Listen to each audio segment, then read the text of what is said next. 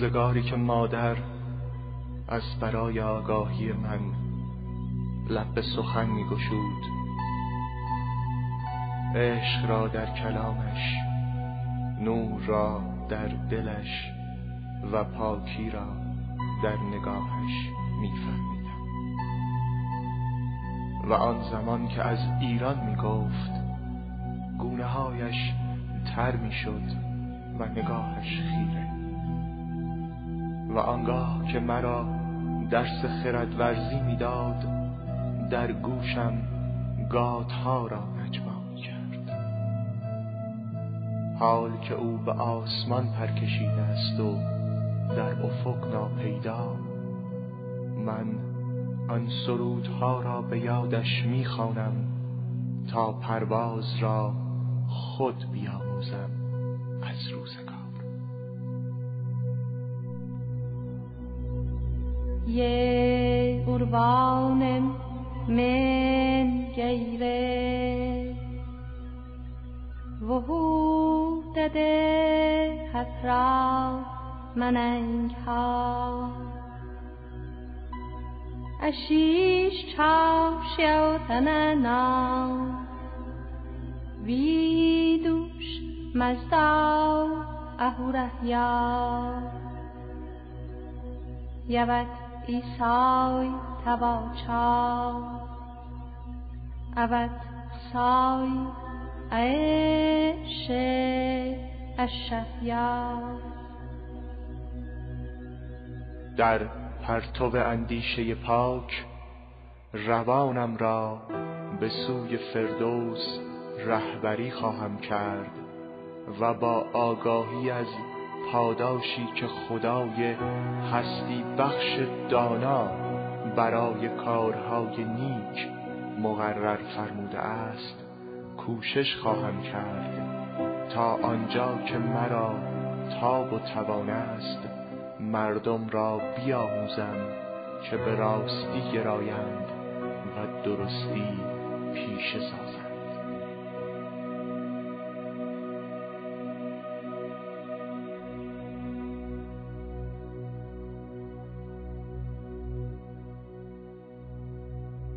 ات تا وخشیا ایشن تو یا مزداتا یچی ویدوشه ستاو تا چا و هورایی یسنیا چا ونکهوش مننگ هو اومانز را اشای چا یا روچه بیش در سطح بروازا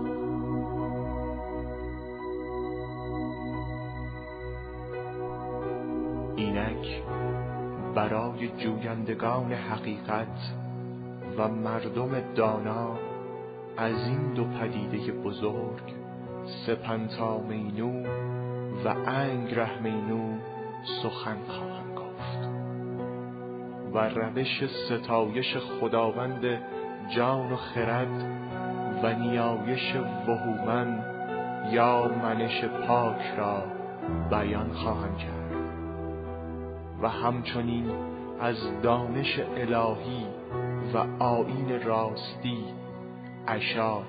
گفتگو خواهم نمود تا با برخورداری از رسایی نور حقیقت را دریابید و از نعمت فردوس بهره‌مند گردید.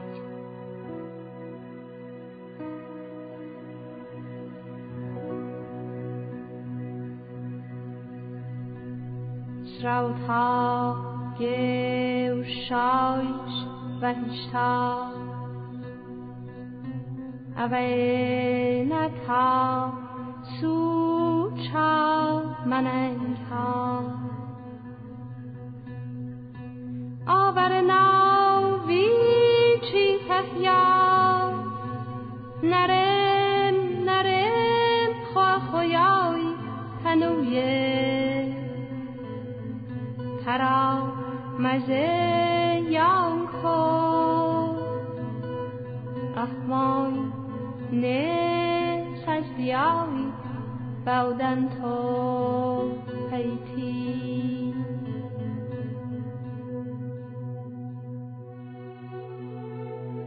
ای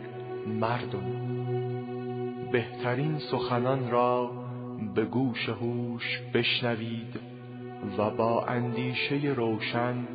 آنها را بررسی نمایید. هر مرد و زن راه نیک و بد را شخصاً برگزیند. پیش از فرارسیدن روز واپسین همه به پا خیزید و در گسترش آیین راستی بکوشید.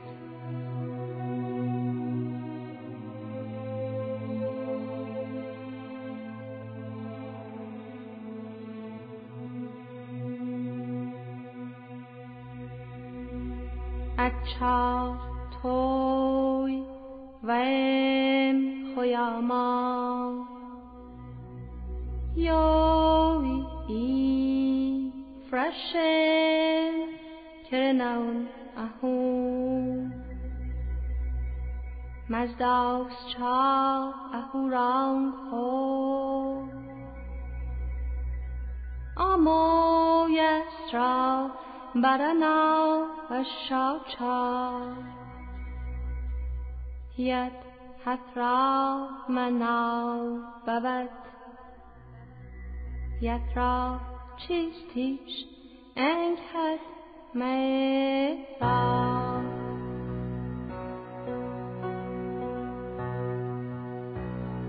پروردگارا، بشود که مانند کسانی که جهان را به سوی تکامل و آبادانی پیش میبرند از بندگان وفادار تو باشیم. ای خداوند جان و خرد و ای هستی بخش بزرگ، بشود که در پرتو راستی و پاکی از یاری تو برخوردار گردیم تا زمانی که ما دستخوش بدگمانی و دودلی هستیم اندیشه و قلب ما یک پارچه به تو توجه پیدا کند.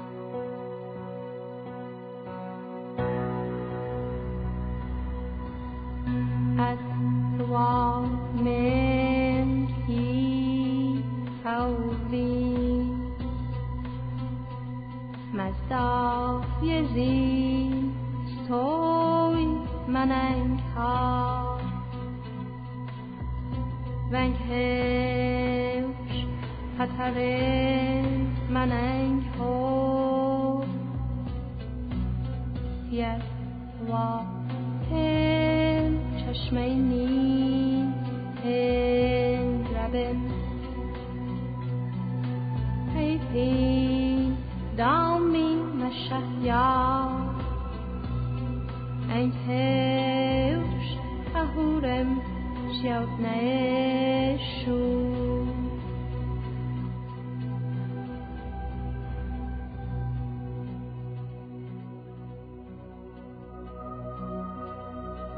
ای خداوند جان و خرد، هنگامی که در اندیشه خود تو را سرآغاز و سرانجام هستی شناختم، آنگاه با دیده دل دریافتم که تویی سرچشمه من شفاک، که تویی آفریننده راستی و داور دادگری که کردار مردمان جهان را داوری می‌کنی.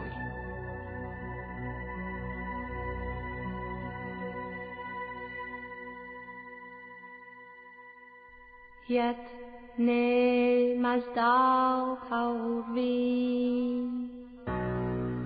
گه داوس چا تشو ده ناوس چا ثوا مننگ ها رتوش چا ید اسفنتم ددا وشتنم 一小他闹吵星康吵یک را ورنگ و سودای ته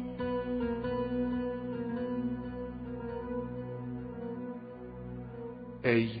خداوند خرد، هنگامی که در روز نخست تن و جان آفریدی و از منش خویش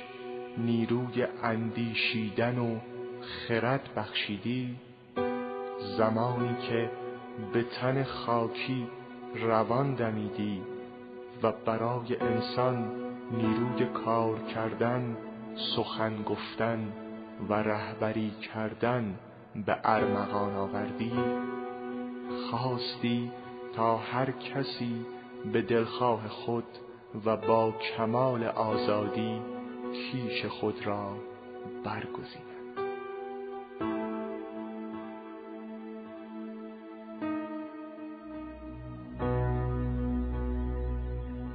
ایتا ای هیتیاو نرو اتا جنیو درو جو هچاو راوز مو یه نس پشوتا فراوی بی درو جو آوی سه هویش پیپاو تنو پراو و یو بردو بیو دوش خوارفن ناوسد خوافرم ریدو دبیو دجی ارتی بیو انایش آمنهی اهوم مرنگدویه